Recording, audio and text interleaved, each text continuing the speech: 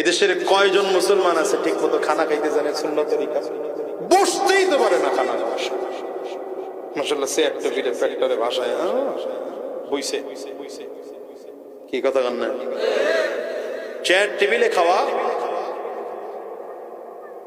দারুল উলুম দেওবন্দের ফতোয়া, দারুল উলুম করাচির ফতোয়া, আহলে উলামায়ে কেরামদের ফতোয়া, চেয়ারে বসে খাওয়া এটা নাজায়েজ না, তবে এটা স্বীকার করতে হবে এটা সুন্নাহ না। কথা কান না তো নাজায়েজ না, কেউ হারাম বলতে পারবে না, ঠিক আছে, কিন্তু এটা সুন্নাহ তরিকা না। আমার জীবনে, আমার নবী জীবনে কোনোদিন চেয়ার টেবিলে বসে খানা খান না। সুবহানাল্লাহ। আগামী বছর কয়েন মা দিলে কোনোদিন খানা খান না। আর আপনি চেয়ার টেবিলে বসে খাইলেন, দোয়া টোয়া তোর খবরই নেই। খানা যখন সামনে আসলে একটা দোয়া আছে, কি দোয়া? আল্লাহুম্মা বারিক লানা ফিমা রাযাকতানা ওয়া কিনা আযাবান নার, দোয়া আছে না? খানা খাওয়ার শুরুতে আমার মালিকের নাম নাও। আল্লাহ বলেন এটা আমি আল্লাহ তাআলা খুশি হয়ে গেলাম, কারণ রব বলেন গোলাম রে তোর সামনে আমি খানা এনে দিলাম, এই খানা তুই নিজে বানাইতে পারো নাই। আপনি মনে করতে পারেন এই বাজার, নাম কি বাজারটা?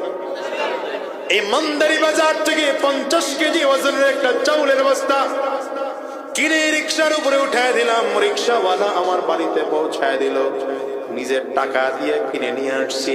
আল্লাহ বলেন এই গোলাম রে 50 কেজি চাউলের বস্তার দাম হয়তো 3000 টাকা হতে পারে, আমি তোমাকে চ্যালেঞ্জ করলাম, এখানে একদম দাঁড়ায় বলেন আমি 5 কোটি টাকা আপনাকে দেব, একটা চাউল আপনি আমাকে বানায় দেখান। কথা বলেন পারবেন?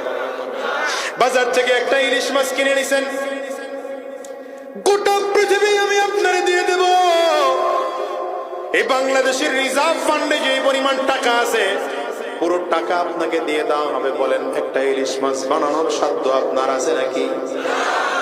এই মুসলমান ভালো করে বুঝেন, ভালো করে বুঝেন, খানা আপনি আমি খাই, কিন্তু এই খানার রিজিক, মূল রিজিক দাতাকে আঙ্গুলটা উঁচা করে নবীজি যখন আল্লাহ পাকের নাম নিতেন ডান হাতে শাহাদাত আঙ্গুলিটা উঁচা করতে, আঙ্গুলটা উঁচা করে জবান করে চিৎকার করে জোরে ডাকতেন না আল্লাহ। রিজিক তো আমি আপনি খাই, কিন্তু রিজিক আমি আপনি বানাই নাই। রব বলেন গোলাম